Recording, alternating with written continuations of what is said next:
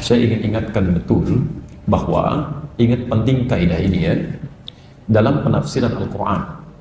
Jika kita ingin menafsirkan satu ayat tertentu yang ingin dipahami, maka ayat itu tidak akan pernah terlepas korelasinya dengan ayat-ayat sebelumnya, dengan ayat setelahnya. Pola ini yang sudah kami perkenalkan di awal pertemuan kita disebut dengan siyak. Ayat yang akan kita bahas kaitan dengan sebelumnya disebut dengan sibak, dan kaitan dengan setelahnya disebut dengan lihaq ya. Jadi korelasi tiga hal ini itu mesti ada. Tidak bisa Anda tafsirkan satu ayat berdiri sendiri terpotong-potong, apalagi memotong ayatnya ya. Ini penting kami hadirkan karena sekarang ada kecenderungan sementara orang-orang tertentu yang bahkan kebanyakan tidak memahami tentang tafsir ya, sekenanya kemudian menafsirkan Quran. Bahkan ada di antara mereka sesungguhnya yang bahkan tidak mengetahui tentang ilmu agama. Ini tidak ada otoritasnya gitu ya, tapi bicara masalah agama.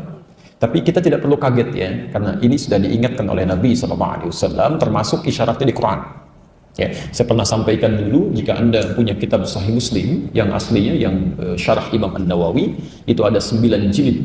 Anda coba buka jilid yang pertama, halaman 111.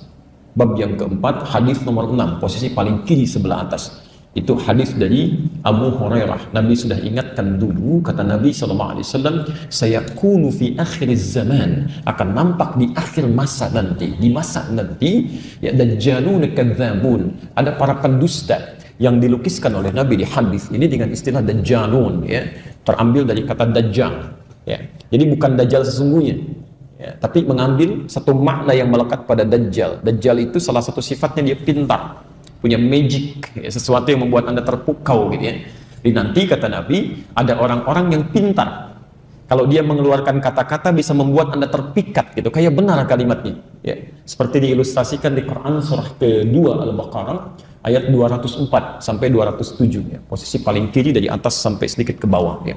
Wa minan nasi may yu'jibuka qawluhu fil hayatid dunya. Ada sementara orang yang kalau dia bicara dalam urusan dunia itu bisa membuat Anda terpikat ya. Kata-katanya begitu cantik, retorikanya begitu menarik dia. Wa yushhidullaha ala ma fi qalbi. Kadang-kadang dia mengambil nama Allah, ngambil ayat, potong, ambil untuk melekatkan apa yang ada dalam hatinya ya, untuk mengatakan ini loh, ini dalilnya ini. Tapi enak saja motong sini dia tanpa dia paham apa maksudnya. Wa huwa aladdul khisam. Ya Allah berfirman, hati-hati, ini musuh yang paling bahaya. Ya, setan saja, setan musuh bukan? Musuh tahu dari mana? Oke, Quran surah ke-2 Al-Baqarah misal 168 kan, posisi paling kanan sebelah bawah, innahu lakum aduwwum mubin, dia musuh kamu yang paling nyata ya. Setan sifat musuhnya disebut dengan adu. Adu itu sesuatu yang jelas ya. Karena kita sudah nggak beda pendapat lagi, jelas ini posisinya jelas, dia musuh. Karena dia musuh mudah kita hindari ya. Tapi maaf ya, seharusnya cara menghindari itu kenal dulu tentang hakikat musuh. Ini saya perhatikan umat Islam ini umumnya nggak kenal siapa setan. Ya, setan, tapi nggak pernah diketahui gitu ya. Ya. Anda harus pelajari itu. Nanti satu waktu kalau sudah masuk ke bahasan setan, kita ambil tentang setan itu ya, jenis-jenisnya. Ada setan yang ada di masjid. Jangan kira masjid sepi dari setan, ada. Ya, ada setan menggoda orang sholat. Bahkan kata Nabi akan digoda sampai lupa dia berapa rakaat sedang menunaikan sholatnya. Kalau Anda sedang lupa menunaikan sholat berapa rakaat, itu Anda sedang terkena godaan setan itu ya. Dia masuk ke sela-sela orang sholat ya. Abu Dawud nomor hadis 666. Ada setan di rumah, ada setan di mall, ada setan di kantor, itu banyak ya. Kalau Anda tidak kenal bagaimana cara dia menggoda, Anda nggak bisa menghindarinya ya. Anda harus tutup celahnya. Kalau Anda tidak tahu di mana lubangnya jalan ke sini, Anda nggak bisa menghindarinya, bisa terjebak di situ. Baik ya? Itu yang nyata. Tapi kalau ada musuh, tidak terlihat nyata musuhnya, hadir di sekitaran kita, nampak menghadirkan sesuatu yang mengagumkan, tapi dia berbahaya, itu bahasanya aladdun. Kalau sudah ada konfrontasi disebut dengan khisam. Kata Allah, alad wa huwa aladdul khisam. Ini lebih bahaya dari setan nih. Makanya hati-hati ya. Yuhadditsunakum bima lam tasma'uhu wa la yasma'unahu aba'ukum. Dia akan bicara kepada Anda bukan masalah dusta urusan dunia ya. Bukan dusta materi, dusta kedudukan, bukan. Tapi dia bicara masalah agama, tapi isinya dusta. Ya. Anda bisa kaget, bahkan orang dulu pun bisa terkejut. Iyyakum wa iyyahum. Anda mesti waspada dengan orang seperti itu. Ya, sekarang sedang marak nih. Ya, ambil ayat Quran begini, mengatakan, oh ini tafsirnya begini. Padahal dia sendiri yang ngerti agama. Ya, maka tinggalkan yang seperti itu ya.